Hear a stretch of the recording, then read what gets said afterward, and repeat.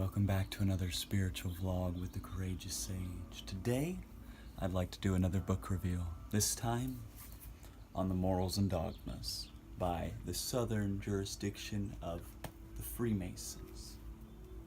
Now, this is a book that was written in the 1800s, 1850 about, and was the main book until about 1950, when they decided that it was too complex for the basic initiate to understand. So they took these off the market, and they've only just started to make some copies of them again. But it's not so much, the same principle when they do it like that. But this one is filled with so much to share. It's really opening when you start reading this book to see how open-minded and how unbiased these people were when they were working towards architecture. And Freemasonry is the representation of freedom to Freemason, the son of, the goddess. And we are all children of the goddess. And when we become an architect in our own lives, we start building up a temple, because this is a temple we live in. And so Freemasonry is based on building up this temple towards realization and full embodiment, so that the universe can sing through you, because that's what it is, And this one, it's you can see the front here, 33 degrees. That's one of the highest. It's a master number, But really, it goes into so many different teachings and philosophies, and is done in a very unbiased way, And I can just read you something randomly from it. I beheld, says Pezido Enoch, 7 stars like great blazing mountains, and like spirits entreating me.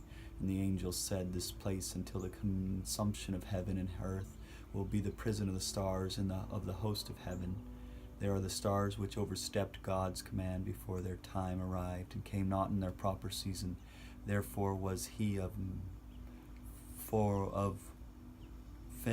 with them, and bound them until the time of consumption of the crimes in the secret year. And again, these 7 stars are those which have transgressed the commandment of the Most High God, and which are here bound until the number of the days of the crimes be completed.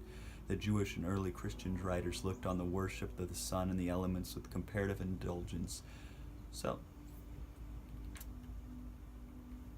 But however, the infinite and the variety of objects which helped to develop the notion of deity, and eventually assumed its place, substituting the worship of the creature for that as the creator, of parts of the body for that of the soul, and the universe, still the notion itself was essentially one of unity, the idea of one. So, even just by randomly flipping to a page, there was wealth of information and love and consciousness pouring from that. It's not for everyone, but it does have its benefits towards the greater consciousness. If you're looking to expand your conception of Jewish mysticism, of the teachings of Christianity, of the teachings of Hinduism, and you're looking to learn about ancient Sumerian texts and learning about ancient Egyptian teachings and all those, they thoroughly go through each. And it was written by the highest ranking member of the Freemasons at the time. So it's ancient accepted rites. It's very full of, it's got things based on alchemy. It's got things based on the great work, and it even goes into about, the mythological gods like Hermes and Kronos, and, I'll read right here then for you. When his ancestors communed face to face with the gods, he hoped that by propitiating heaven, he might accelerate the renewal of its islands of the far west under the scepter of Kronos, or in the centralization of political power at Jerusalem.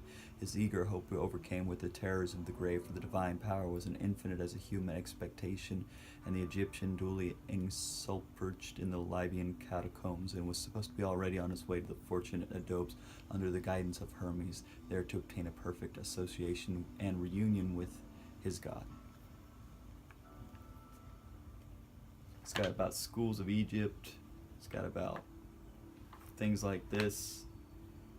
It's a big book, and I'm only on around 700, and it's got 800 something. And I've been working on it for a while, and I've just kept rereading pages over and over again. Multiple things, just, there's so much, wealth of information in this book. And it's something that really, if you're interested in finding more about, I would recommend you go search into it on your own, and don't just take this book's word for it, but read the texts that they're talking about, these religious texts like the Bhagavad Gita and the Kabbalah, and you read about the Bible, and you read all these things, and you realize how interconnected it all is, and how the stars in the sky are like leaves falling from a tree slowly landing, and it just brings in perspective all the different infinite expressions there are to see. Freemasonry is just an ancient practice that has been around before Egypt. It's something that is within our history and within all of our histories. Archetypes trying to build up the truth of yourself in this temple that we are.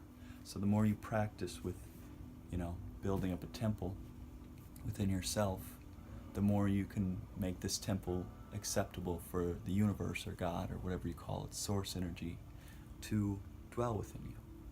And realize that the soul is infinite and far beyond the physical body. So, that's just a quick glimpse at this. I give you a quick view of flipping through the pages real fast.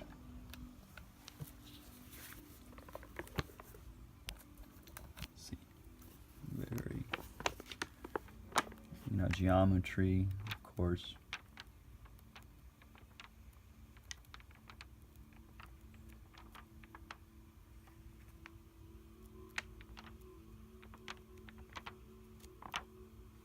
Lots of things, so let's see.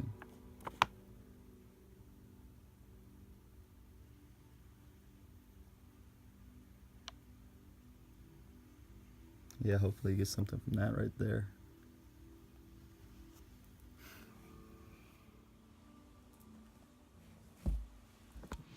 Yes, so that was Morals and Dogma by the Freemasons, the southern jurisdiction of Scottish Rite. And I hope you got something out of it, and that you also feel interested in doing a little more research on our ancient history and what has led us into this experience currently. And I pray that you're very curious about life and go forward in love and guided by spirit. So you have a blessed rest of your day.